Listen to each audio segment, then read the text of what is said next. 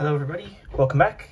Today, as you can see, I'm going to be profiling a branded Despia deck list. It's a core I've had sitting around for a little while, but haven't really yet used it yet, only because I haven't kind of had all of the pieces, the main one being Guardian Chimera. But with Maze of Memories coming out, I have, well, not quite acquired it, but I have since ordered a Guardian Chimera, so I'll finally be able to kind of test this deck at locals and use it competitively, which is good.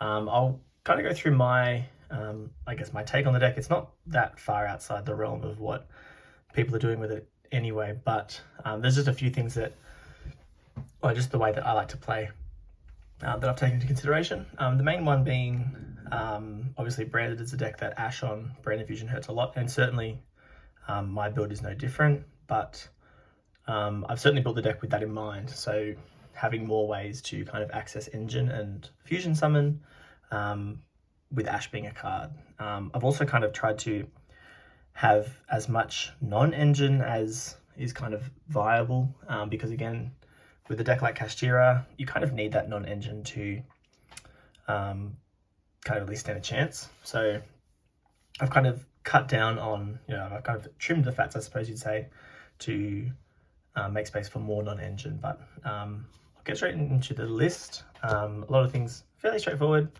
I probably won't do much in the way of combos or test hands with this, just because there's so much of it out these days anyway for Branded. It's a very popular deck.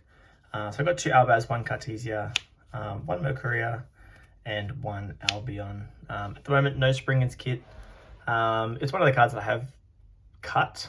I'm just trying to play the deck a lot more simply. So rather than just searching Kit, I'm just going to search Mercuria and kind of hold on to that as more of an in-hand negation, and just try and vary where the disruption is, obviously on the field, spell traps, as well as in the hand. So I'm trying to kind of vary that as best I can.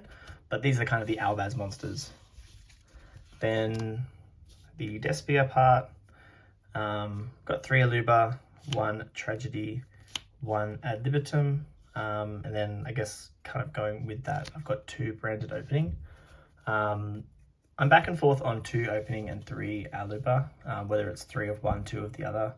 Obviously opening comes without the discard. Aluba doesn't require the discard, and yep, but by having Branded opening, it means you'd be more able to, I guess, facilitate something like Lava Golem as an option.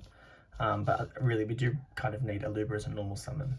So having, I guess, 3 opening means that you're not necessarily as reliant on normal summoning Aluba. But yeah, so that was one of the slots I cut down on. I guess, the theory is that you have 5 normal summons. So between the opening and the Aluba, that's 5 normal summons. So that's why I've kind of cut one of them, just again in favor of space. So I guess, 1 opening, 1 Springan's Kit, that's already 2 slots. Another slot would be the Bestial Lubellion, so I'm not playing that at all, or the Saranir. So again, that's another spot that is now kind of dedicated to non-Engine. So we'll see with kind of more testing at locals if this was correct or not. But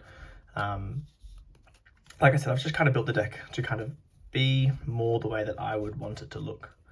Obviously, we've got 3 Branded Fusion, goes without saying. And then the last of the Branded spells and traps, we've got 1 Lost, 1 Red, and 1 Retribution. Retribution kind of helps obviously with the follow-up, but you can also set it for another disruption in the back row. Branded Red is going to be our primary kind of target for turn 1, so obviously you get something like a Guardian Chimera out, because again, with Branded Fusion, we're not dumping Lubellion, we're just doing Tragedy plays. So Tragedy lets you set up Ad Libitum, which again just gives you more follow-up, and just able to kind of recycle something like Mirror Jade. Then the next kind of section of the deck profile is the cards that kind of help us to be more resilient against Ash. And then the best kind of engine would be, I think, the Frightful engine. So we're playing 2, 2, and 2 of these, and I'm also playing 3 Fusion Deployment.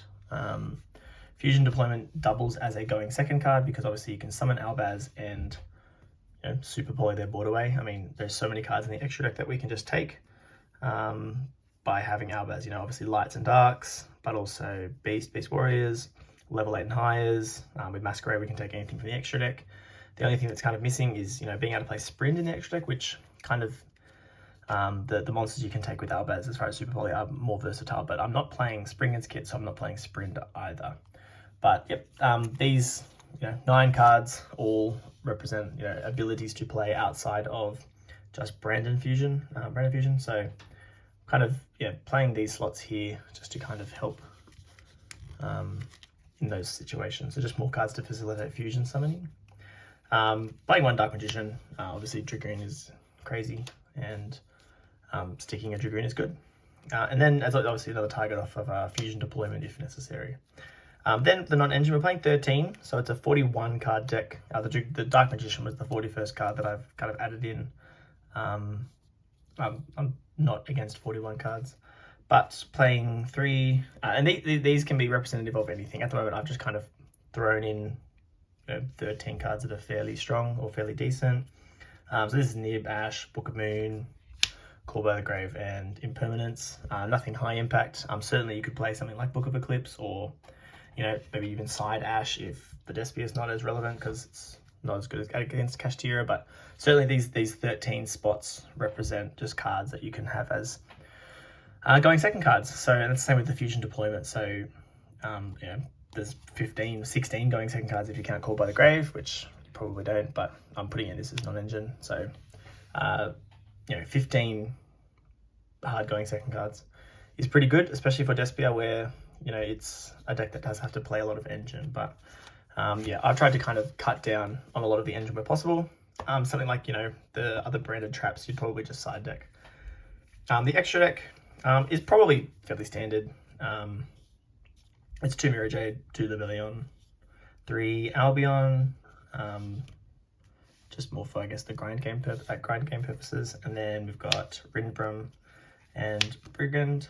The Rinbrum is interesting. I mean, I don't know how often necessarily summoning it, but certainly the ability to kind of just, as a quick effect, while both it and Albaz are in your graveyard, just to bring back Albaz and Super Poly your opponent's board, we should not go understated. So they're all the Albaz fusions. Then kind of the next 3, we've got the Dusk Dragon, got Quiritus and Masquerade. Masquerade's for time. Quiritus is kind of your target of the Dusk Dragon, but I kind of like that you can kind of loop it and Alubar, and then just, you know, it kind of just gives you more ability to play. So that's why I'm playing this over the Proskinian. At one point I was playing I was playing the Dear Servant in the deck for the longest time. I was really just trying to make it work, because I just thought, you know, one of the kind of cool things about Branded is that in the end phase you get to resolve a bunch of effects. And so I figured, you know, Dear Servant, that's a card that can help push and, you know, put more effects into the graveyard. And then it gives, you know, the ability to summon Ecclesia off this. By if you're running Ecclesia and let's say Philately, then you can bring out Ecclesia from the deck and you just get another interruption, which is more of a real interruption. The Dogmanica cards, I would say, are more of a real interruption than this or Proskinian. They're not as relevant, but obviously it's a main deck kind of brick at that point, and then you'd kind of feel obliged to play the 3 Dear Servant with it. I mean, certainly it wouldn't, you know, it sounds good, and potentially if I wasn't playing, you know, 9 cards anti-Ash, if Ash wasn't as a bigger deal, then you could kind of maybe cut the Patchwork Engine and then play clean 40 with Nadir Servant. But I don't know, I think the Patchwork Engine is just too important. The last 3 slots, they're just, you know, fairly standard cards, like I said, Dragos Sepelia, Dragoon, and then this is the Guardian Chimera, which will appear eventually. Yeah, but that's the extra deck. I'm not going to do, I guess, test hands or anything like that. I'll just end the profile there, keep it nice and short. But that's going to be my Branded Despia deck profile. And yeah, I hope you enjoyed it. Thanks.